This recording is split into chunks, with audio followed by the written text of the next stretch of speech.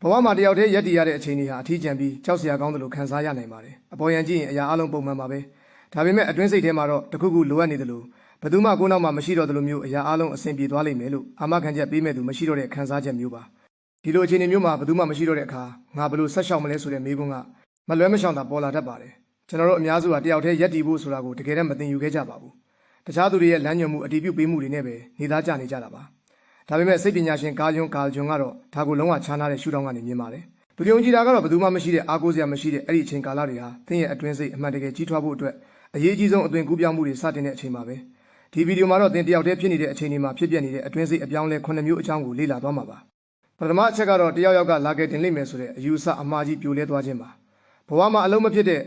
အခြေအနေမျိုးတော့မဟုတ်ဘူးဒါပေမဲ့ရှေ့ဆက်တိုးလို့မရတဲ့အခြေအနေမျိုးကြုံဘူးကြမှာပါတခုခုကိုစောင့်မျှော်နေတယ်လို့မျိုးတနေ့နေ့ကျရင်အရာအလုံးလွယ်ကူသွားလိမ့်မယ်တယောက်ယောက်ပေါ်လာပြီးကူညီပေးလိမ့်မယ်လို့စိတ်ကူးယဉ်နေတတ်ကြပါတယ်ဒါအပြင်ပန်းကကြည့်ရင်အလုံးမဖြစ်တဲ့မျှော်လင့်ချက်တစ်ခုလိုပါပဲဒါပေမဲ့တကယ်တမ်းတော့ဒါဟာငယ်စဉ်ကတည်းကခက်ခဲတဲ့အခါတယောက်ယောက်ကလာခဲ့တင်ပေးတတ်တဲ့အတွေ့အကြုံတွေကြောင့်စိတ်ထဲမှာဆွဲနေတဲ့အလေးအကျင့်တစ်ခုပါဘဝကအမြဲတမ်းအဲ့ဒီလိုမဟုတ်ပါဘူးတခါတလေကျရင်ဘယ်သူမှလာမခဲ့တဲ့အချိန်တွေရှိပါတယ်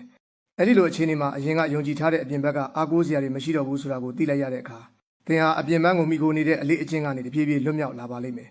ဒါအသင်တကယ်တမ်းတယောက်တည်းရက်တည်ဖို့စတင်တဲ့နေရာပါပဲနောက်တစ်ချက်ကတော့အထီးကျန်ခြင်းဆိုတာသင်ရဲ့မသိစိတ်ထဲကိုဝင်ရောက်ဖို့တကားပေါက်တစ်ခုဖြစ်နေခြင်းပါအပြင်ဘက်မှာအားကိုးစရာမရှိတော့တဲ့အခါသင်ရဲ့အာယုံဆိုင်မှုတွေဟာအပြင်ဘက်ကိုမထွက်နိုင်တော့ပဲအတွင်းစိတ်စီကိုပြန်လှည့်လာပါလိမ့်မယ်ဒီကမှာအရာအလုံးကပိုပြီးနှေးကွေးတယ်လို့ပိုပြီးဗလာခြင်းနေတယ်လို့ခံစားရပါလိမ့်မယ်ဒါပေမဲ့ဒါဟာပျက်စီးသွားတာမဟုတ်ပါဘူးသင်တခါမှမစူးစမ်းခဲ့ဘူးတဲ့သင်အတွင်းစိတ်ရဲ့နှံ့နေတဲ့နေရာတွေကိုစတင်မြင်တွေ့လာတာပါကာယွန်ပြောခဲ့တယ်လို့ပါပဲအလင်းရောင်ကိုပဲစိတ်ကူးယဉ်နေတာနဲ့ဘယ်တော့မှအသိဉာဏ်မပွင့်လင်းလာပါဘူးအမောင်တို့ထဲမှာရှိနေတဲ့ကိုယ့်ရဲ့အတွင်းစိတ်အမှန်ကိုရင်ဆိုင်ရမှသာတကယ်အဖြစ်မှန်ကိုမြင်လာမှာပါဒီအထီးကျန်ခြင်းဟာသင်အတွက်ပြည့်တယ်မဟုတ်ပါဘူးသင်ရဲ့အတွင်းစိတ်အမှန်ကိုမြင်ဖို့တကားပေါက်တစ်ခုပါပဲနောက်တစ်ခုကတော့အပြင်ဘက်ကအတိမတ်ပြုမှုမရှိဘဲနဲ့ဆက်လက်လှုပ်ရှားခြင်းပါလူတွေအများစုဟာကိုလှုပ်တဲ့အလုပ်ကိုတခြားသူတွေမြင်စေချင်တာအတိမတ်ပြုစေချင်တာကိုအလေးချင်းဖြစ်နေကြပါတယ်ဒါပေမဲ့ဘယ်သူမှမကြည့်တော့တဲ့အခါဘယ်သူမှအတိမတ်မပြုတော့တဲ့အခါမှာတော့တကယ်လှုပ်တဲ့အလုပ်ကိုပဲတကယ်လှုပ်ဖြစ်လာပါလိမ့်မယ်လင်ဒါဆိုတဲ့စာရေးဆရာမရဲ့ဇလန်းလိုမျိုးပေါ့သူမဟာအရင်ကလူတွေကြိုက်ဖို့အတွက်ပဲရေးခဲ့ပေမဲ့နောက်ပိုင်းမှာတော့ဘယ်သူမှမကြည့်တော့တဲ့အခါမှာပဲတကယ်ကိုစာရေးခြင်းရဲ့အရာသာကိုခံစားလာရတာပါဒါအလုံးဆောင်ချက်တွေရဲ့အရင်းမြစ်ကိုပြောင်းလဲလိုက်တာပါအပြင်ဘက်ကအတိမတ်ပြုမှုမလိုတော့တဲ့အခါမှာတော့တကယ်လွတ်လပ်မှုကိုစတင်ရရှိလာပါလိမ့်မယ်နောက်တစ်ချက်ကတော့တခြားသူတွေအပေါ်မှာတီမီနေတဲ့တင့်တန်ဖိုးကိုဖြိုဖျက်လိုက်ခြင်းပါအရင်ကသင်ဟာတခြားသူတွေရဲ့အမြင်တခြားသူတွေရဲ့တုံ့ပြန်မှုတွေအပေါ်မှာပဲမူတည်ပြီးကိုတန်ဖိုးဖြတ်ခဲ့ကြတာပါဒါပေမဲ့တခြားသူတွေမရှိတော့တဲ့အခါမှာတော့အဲ့ဒီမှန်အိမ်လေးကွယ်ပြောက်သွားသလိုခံစားရပါလိမ့်မယ်ဒါပေမဲ့အဲ့ဒီဗလာခြင်းမှုကိုစိတ်ရှိရှိနဲ့ရင်ဆိုင်နိုင်တဲ့အခါသင်သိလာမှာကတန်ဖိုးဆိုတာတခြားသူတွေကအတီးပြုပေးမှ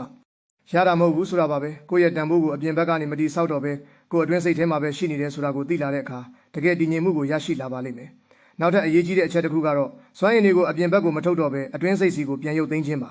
အရင်ကသင်ရဲ့စွမ်းရည်တွေဟာတခြားလူတွေတခြားပန်းနိုင်တွေအပြင်ဘက်ကအခြေအနေတွေပေါ်မှာပဲအကုန်သုံးနေကြတာပါအခုတော့အဲ့ဒီစွမ်းရည်တွေကိုအတွင်းစိတ်ထဲမှာပဲစူးစီးပြီးသိမ်းဆည်းလိုက်တဲ့အခါအဲ့ဒီစွမ်းရည်တွေဟာသင်ကိုပုံမနက်နေတဲ့အသွင်ကူးပြောင်းမှုတွေဖြစ်စေဖို့တွန်းအားပေးပါလိမ့်မယ်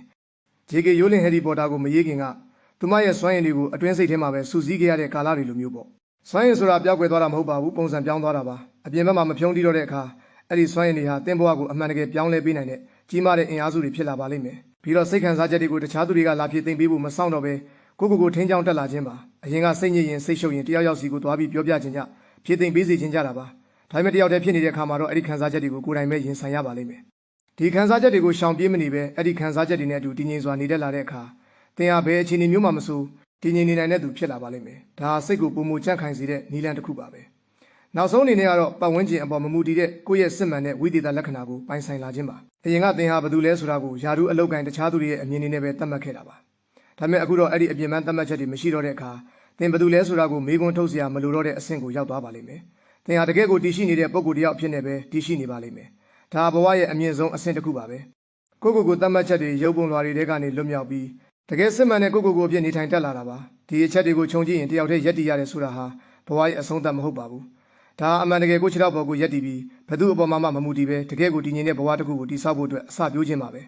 တယောက်တည်းရှောင်လန်းရတဲ့ခရီးဟာခက်ခဲနိုင်ပေမဲ့အဲ့ဒီခရီးမှာပဲသင်ဘဝရဲ့အမှန်တရားကိုတွေ့ရှိနိုင်မှာဖြစ်ပါတယ်